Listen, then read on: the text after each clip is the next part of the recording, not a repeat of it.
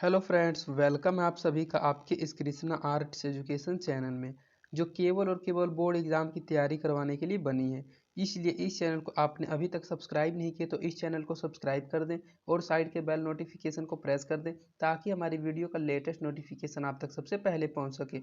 और अगर आप हमारे इस यूट्यूब चैनल पर नए हैं तो आप टेलीग्राम चैनल में भी ज्वाइन हो जाएँ। टेलीग्राम चैनल का लिंक डिस्क्रिप्शन में दिया हुआ है, क्योंकि इस चैनल का जो भी स्टडी मटेरियल आपको प्रोवाइड किया जाएगा वो टेलीग्राम चैनल के माध्यम से ही किया जाएगा। स्टडी मटेरियल में आपको सभी सब्जेक्ट्स का चैप्टर बाय चैप्टर ऑब्जेक्टिव और सब्जेक्टिव क्वेश्चंस का पीडीएफ प्रोवाइड किया जाएगा। इसलिए आप टेलीग्राम चैनल को अवश्य ज्वाइन कर लें। तो चलिए इस वीडियो में आगे की ओर बढ़ते हैं। इसमें हम आपको कक्षा 10 का विज्ञान, जो विज्ञान का एक भाग है जीव विज्ञान बायोलॉजी, उसका 6th चैप्टर प्राकृतिक संसाधनों का प्रबंधन का सब्जेक्टिव क्वेश्चंस करवाने वाले हैं। यह वीडियो इस चैप्टर का लास्ट पार्ट है। इसमें हम आपके साथ 16 से लेकर 29 तक के सब्जेक्टिव क्वेश्चंस को कवर करने वाले हैं। और अगर आपने इसका फर्स्ट पार्ट नहीं देखा है तो आप डिस्क्रिप्शन में दिए गए लिंक बायोलॉजी सब्जेक्टिव क्वेश्चंस के प्लेलिस्ट में जाकर इसके फर्स्ट पार्ट वाले वीडियो को भी देख सकते हैं। तो चलिए इसमें आगे की ओर बढ़ते हैं। इसमें हमारा पहला क्वेश्चन है कि बाघ संरक्षण योजना क्या है, इसे कब लागू किया गया था। जो बाघ संरक्षण योजना है, इस योजना को कब लागू किया गया था और यह योजना क्या है, इसके बारे में आपको बताना है। तो जंगल के लगातार कटने के कारण बाघ की संख्या घटती जा रही थी। इसे बचाने के लिए बाघ संरक्षण योजना तैयार किया गया, जिसके अंतर्गत 28 टाइगर रिजर्व भारत में खोला गया है। यह योजना भारत सरकार के साथ WWF, जिसका फुल फॉर्म है वर्ल्ड वाइल्ड लाइफ फंड, का भी है। इसे भारत में 1995 में लागू किया गया था। तो इसमें जो पहला क्वेश्चन है कि बाघ संरक्षण योजना क्या है, तो हम आपको बता दें कि जब जंगल का लगातार कटना शुरू हो गया था तो उस जंगल के कटने के कारण जो बाघों की संख्या थी उसमें कमी आ रही थी, अर्थात बाघों की संख्या घटती जा रही थी। इसी को बचाने के लिए, अर्थात बाघ को बचाने के लिए बाघ संरक्षण योजना तैयार किया गया था। तो बाघ संरक्षण योजना क्या है, तो बाघ को बचाने के लिए जिस योजना को तैयार किया गया था उस योजना को बाघ संरक्षण योजना कहते हैं। इसे कब लागू किया गया था, और इसमें जो दूसरा महत्वपूर्ण क्वेश्चन है जो ऑब्जेक्टिव क्वेश्चन में पूछा जा सकता है कि बाघ संरक्षण योजना को कब लागू किया गया था, तो इसे भारत में 1995 में लागू किया गया था। अर्थात बाघ संरक्षण योजना को 1995 ईस्वी में लागू किया गया था। और यह योजना भारत सरकार के साथ वर्ल्ड वाइल्ड लाइफ फंड का भी है। यह केवल योजना भारत का ही नहीं है, यह भारत के साथ वर्ल्ड वाइल्ड लाइफ फंड का भी योजना है। तो आप समझ गए हो कि बाघ संरक्षण योजना क्या है और इसे लागू कब किया गया था। इसके बाद आपका नेक्स्ट क्वेश्चन है विभिन्न वन उत्पादों के दावेदार कौन है। तो विभिन्न वन उत्पादों के दावेदार निम्नलिखित हैं। पहला, वन के अंदर एवं इसके निकट रहने वाले अनेक आवश्यकताओं के लिए वन पर निर्भर रहते हैं। वन के अंदर रहने वाले और वन के निकट अर्थात वन के पास में ही रहने वाले अनेक आवश्यकताओं के लिए वन पर ही निर्भर रहते हैं। सरकार का वन विभाग जिनके पास वनों का स्वामित्व है तथा वे वनों से प्राप्त संसाधनों का भी नियंत्रण करते हैं। जो वन विभाग के अर्थात स्वामित्व को धारण किए हुए रहते हैं, जिनके पास वनों का स्वामित्व होता है, वे वनों से प्राप्त संसाधनों का भी नियंत्रण करते हैं। उद्योगपति जो तेंदु पत्तों का उपयोग बीड़ी बनाने से लेकर कागज मिल तक विभिन्न वन उत्पादों का उपयोग करते हैं, परंतु वे वनों के किसी भी एक क्षेत्र पर निर्भर नहीं रहते हैं। जो उद्योगपति होते हैं, हमने आपको ऑब्जेक्टिव क्वेश्चन में पढ़ाया था कि तेंदु के पत्ते से बीड़ी बनाया जाता है। तो जो उद्योगपति होते हैं वे तेंदु के पत्तों से बीड़ी बनाने से लेकर कागज मिल तक विभिन्न वन उत्पादों का उपयोग करते हैं। अर्थात जो वन में भिन्न भिन्न प्रकार के उत्पाद होते हैं उन सभी उत्पादों का उपयोग उद्योगपति करते हैं, परंतु वे वनों के किसी भी एक क्षेत्र पर निर्भर नहीं रहते हैं। वन्य जीव एवं प्रकृति प्रेमी जो प्रकृति का संरक्षण इसकी आद्य अवस्था में करना चाहते हैं। जो वन्य जीवन होता है एवं प्रकृति प्रेमी होता है, जो प्रकृति का संरक्षण इसकी आद्य अवस्था में भी करना चाहते हैं। तो यह था विभिन्न वन उत्पादकों के दावेदार कौन है। तो वन उत्पादों के दावेदार निम्नलिखित थे, जो हमने आपको बता दिया। इसके बाद आपका नेक्स्ट क्वेश्चन है, घुमंतू चारवाहों को विशाल हिमालय राष्ट्रीय उद्यान में रोकने का क्या नतीजा हुआ। जो घुमंतू चारवाहे थे अर्थात घूम घूम कर अपने जानवरों को चराते थे, को विशाल हिमालय राष्ट्रीय उद्यान में रोकने का क्या नतीजा हुआ, अर्थात उनको विशाल हिमालय एक राष्ट्रीय उद्यान था उसमें रोक दिया गया था, तो उसमें रोकने का क्या नतीजा हुआ था। घुमंतू चरवाहों को विशाल हिमालय राष्ट्रीय उद्यान में रोकने से वहाँ घास पहले बहुत लंबी हो जाती है फिर लंबाई के कारण जमीन पर गिर जाती है, जिससे नई घास की वृद्धि रुक जाती है। जो घुमंतु चरवाहे थे उसको विशाल हिमालय राष्ट्रीय उद्यान में रोक दिया गया था, अर्थात वहाँ घास चराने नहीं दिया जाता था। तो वहाँ जो घास थी वह पहले ही बहुत लंबी हो जाती है, फिर लंबाई के कारण जमीन पर गिर जाती है, जिससे जो नई घास होती है उसकी वृद्धि रुक जाती है। तो यही कारण था कि जब घुमंतु चरवाहों को विशाल हिमालय राष्ट्रीय उद्यान में रोक दिया गया था, तो इसका नतीजा यह हुआ था कि वहाँ की जो घास थी पहले ही लंबाई के कारण जमीन पर गिर जाती है, और जिससे नए घास की वृद्धि भी रुक जाती है। राष्ट्रीय पुरस्कार अमृता देवी विश्नोई पुरस्कार किनकी स्मृति में दिया जाता है? जो राष्ट्रीय पुरस्कार है, जिस पुरस्कार का नाम है अमृता देवी विश्नोई पुरस्कार, इस पुरस्कार को किसकी स्मृति में अर्थात किनकी याद में दिया जाता है? तो राष्ट्रीय पुरस्कार अमृता देवी विश्नोई पुरस्कार अमृता देवी विश्नोई की स्मृति में दिया जाता है। पुरस्कार का ही नाम है अमृता देवी विश्नोई पुरस्कार। तो आप पुरस्कार के नाम से ही समझ गए होंगे कि यह पुरस्कार किसके याद में दिया जाता होगा। तो यह पुरस्कार अमृता देवी के याद में ही दिया जाता था, जिन्होंने 1731 ईस्वी में जोधपुर के पास खेजराल गांव में खेजरी वृक्षों को बचाने हेतु 363 लोगों के साथ अपने आप को बलिदान कर दिया गया था।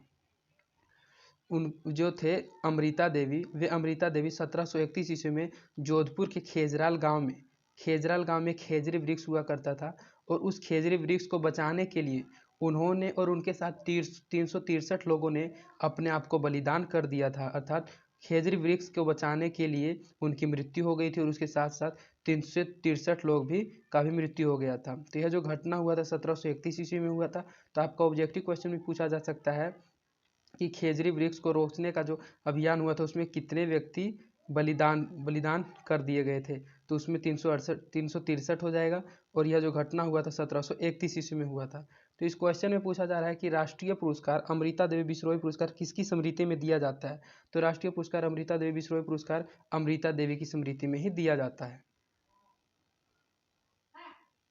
इसके बाद आपका नेक्स्ट क्वेश्चन है, गंगा का प्रदूषण पर टिप्पणी लिखें।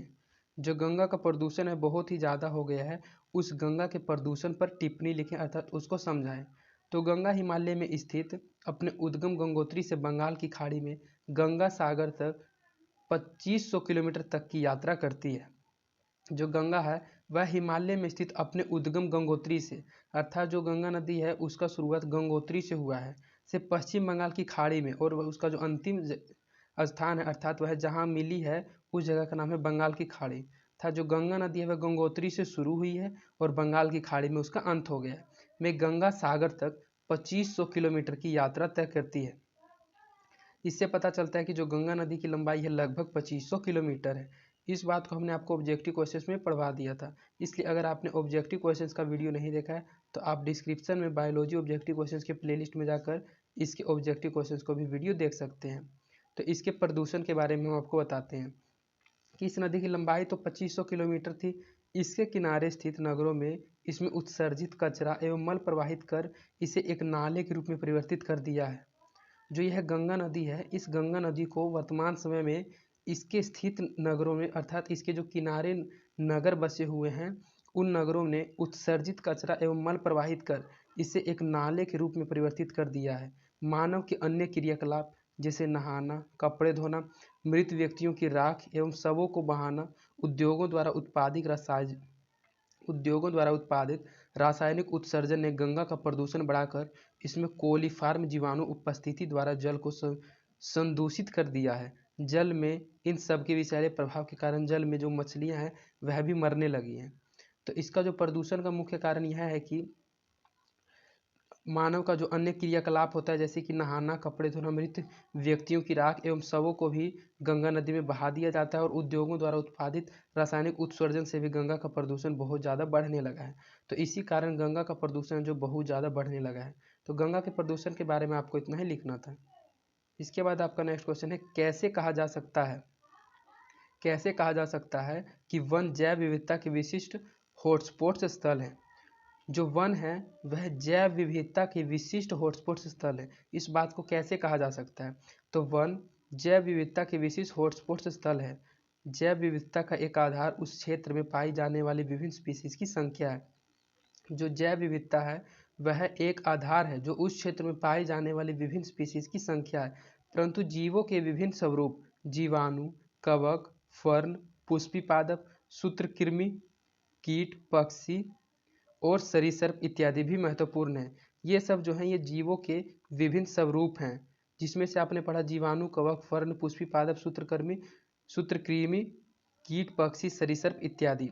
वंशागत जैव विविधता को संरक्षित करने का प्रयास प्राकृतिक संरक्षण के मुख्य उद्देश्यों में से एक है। जो वंशागत जैव विविधता को संरक्षित करने का प्रयास है वह प्राकृतिक संरक्षण का जो सबसे मुख्य उद्देश्य उसमें से भी एक मुख्य उद्देश्य है। विभिन्न प्रकार के अध्ययन से हमें पता चलता है कि विविधता के नष्ट होने से पारिस्थितिक स्थायित्व के नष्ट होने की भी संभावना रहती है। हम लोगों को अलग अलग जगह से पढ़ने से पता चलता है कि जो अगर विविधता का नष्ट हो जाएगा तो उससे पारिस्थितिक स्थायित्व के भी नष्ट होने की संभावना रहती है।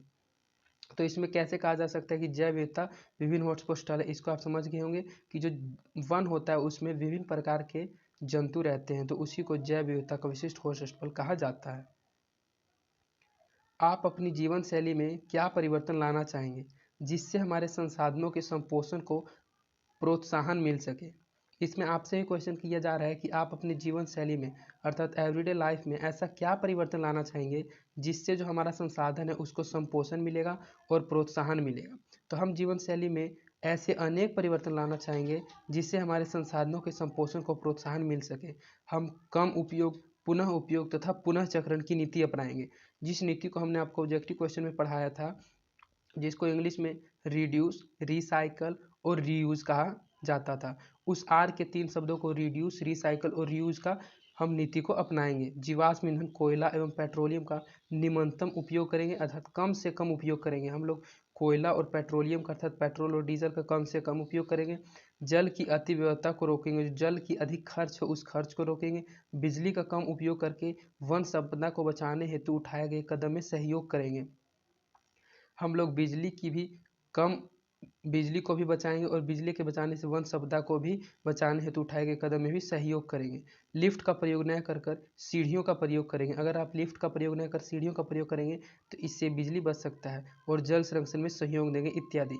इन सभी कामों को कर हम संसाधनों के संपोषण और प्रोत्साहन को दे सकते हैं। तो यही सभी जीवन शैली में हम लोगों को अपने परिवर्तन को लाना होगा।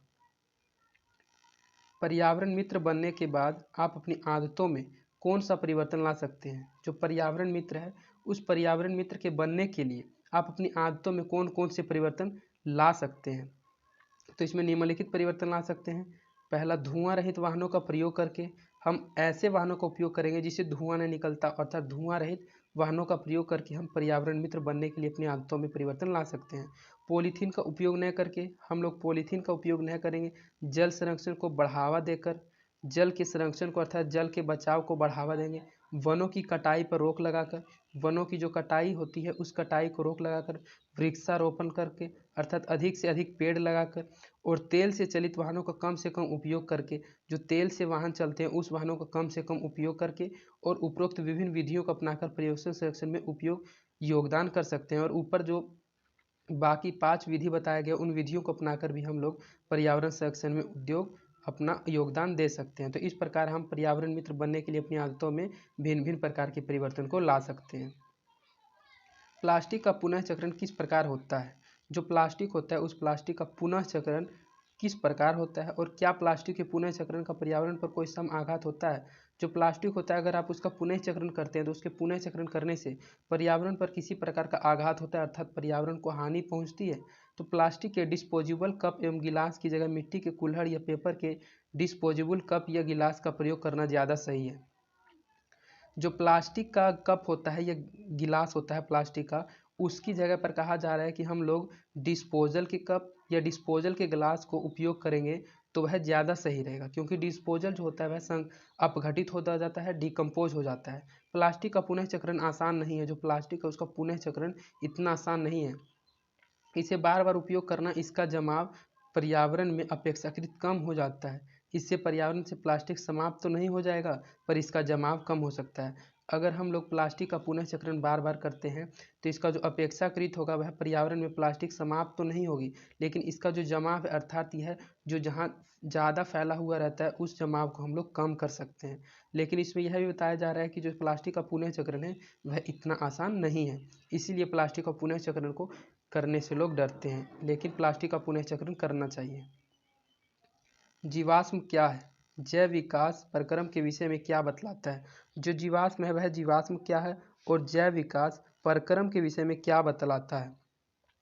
तो किसी जीव की मृत्यु के बाद उसके शरीर का अपघटन हो जाता है तथा वह समाप्त हो जाता है।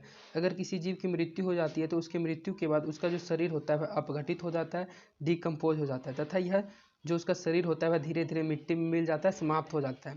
परंतु कभी कभी जीव अथवा उसके कुछ ऐसे भाग जो वातावरण में चले जाते हैं जिसके कारण इनका अपघटन पूरी तरह से नहीं हो पाता।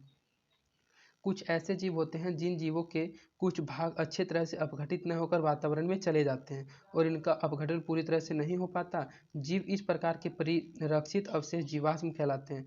जो जीव का इस प्रकार का परिरक्षित अवशेष होता है इसी को जीवाश्म कहा जाता है। जीवाश्मों के अध्ययन से जैव विकास के प्रमाण मिलते हैं। आर्क्योरेक्टिक्स एक ऐसा जीवाश्म है जिसमें रेप्टिलिया तथा एवीज पक्षी दोनों के गुण पाए जाते हैं। यह आर्क्योप्रेक्टिस एक ऐसा जीवाश्म है जिस जीवाश्म में रेप्टिलिया और एवीज जो एक प्रकार का पक्षी है इन दोनों के गुण पाए जाते हैं। आर्क्योरेक्टिक्स में रेप्टिलिया की तरह जबड़ों में दांत तथा अंगुलियों में नख थे। पक्षियों की तरह उसमें डैने अर्थात विंग्स थे अर्थात पंख थे तथा यह पंख फैदर्स थे। इसके अध्ययन से इस बात की पुष्टि होती है कि जो रेप्टिलिया है तथा एविज का विकास एक ही पूर्वज से हुआ है। जो रेप्टिलिया और एविज है इन दोनों का विकास एक ही प्रकार के पूर्वज से हुआ है। इस तरह यह जीवाश्म जैव प्रक्रम है, एक धीरे धीरे होने वाला जीवों के विकास का। तो इसमें जीवाश्म क्या है तथा जैव विकास के प्रक्रम में यह क्या बतलाता है? तो जीवाश्म आप समझ गए हो कि जब किसी जीव की मृत्यु हो जाती है और उसका शरीर अपघटित हो जाता है और वह पुनः समाप्त हो जाता है, लेकिन कभी कभी उसका कुछ ऐसा भाग जो वातावरण में मिल जाता है और उसका अपघटन नहीं हो पाता है, वही जो अवशेष बच जाता है उसी को जीवाश्म कहा जाता है। जल संग्रहण की पारंपरिक व्यवस्था खाद्य पद्धति का रेखांकित चित्र बनाइए। इसमें कहा जा रहा है कि जल का बचाव किस प्रकार किया जाता है, उस बचाव का एक प्रकार का पारंपरिक व्यवस्था खाद्य पद्धति का एक चित्र बनाइए। तो इस चित्र में आप देख रहे होंगे कि यह जो है जल ग्रहण क्षेत्र अर्थात जो पेड़ होते हैं इनका जो जड़ होता है यह जलों को ग्रहण करता है, तो यह एक प्रकार का जल ग्रहण क्षेत्र है। यह खाद्य अथवा फसल वाला क्षेत्र है, यह खाद्य बांध है, यह खारा क्षेत्र और यह उथला कूप है और यह जो है जल स्राव को दिखाया गया है। तो इसमें आप चित्र में जल संग्रहण की पारंपरिक व्यवस्था खाद्य पद्धति का आदर्श व्यवस्थापन देख रहे हैं कि किस प्रकार पारंपरिक व्यवस्था खाद्य पद्धति के द्वारा जल को संग्रहित किया जाता है। तो इसमें आप जल को संग्रहित करने का एक प्रकार का पद्धति को समझ गए होंगे। इसके बाद आपका नेक्स्ट क्वेश्चन है, बड़े बांध के विरोध में मुख्यतः किन समस्याओं का सामना करना पड़ता है? जो बड़ा बांध होता है उस बांध के विरोध में मुख्यतः किन किन समस्याओं का सामना करना पड़ता है? तो बड़े बांध के विरोध में मुख्यतः 3 समस्याओं का सामना करना पड़ता है, जिसमें कि पहली समस्या है सामाजिक समस्याएं। इसमें बड़ी संख्या में किसान और आदिवासी विस्थापित होते हैं और इन्हें मुआवजा भी नहीं मिलता है। जो पहली समस्या है कि किसान और आदिवासी को एक जगह से दूसरी जगह जाना पड़ता है अर्थात विस्थापन करना पड़ता है और इन्हें किसी प्रकार का कोई मुआवजा भी नहीं मिलता है। इसमें जो दूसरी समस्या है आर्थिक समस्याएं। इसमें जनता का बहुत अधिक धन लगता है लेकिन उस अनुपात में जो लाभ होता है वह अपेक्षित नहीं है। तीसरी है पर्यावरणीय समस्याएं।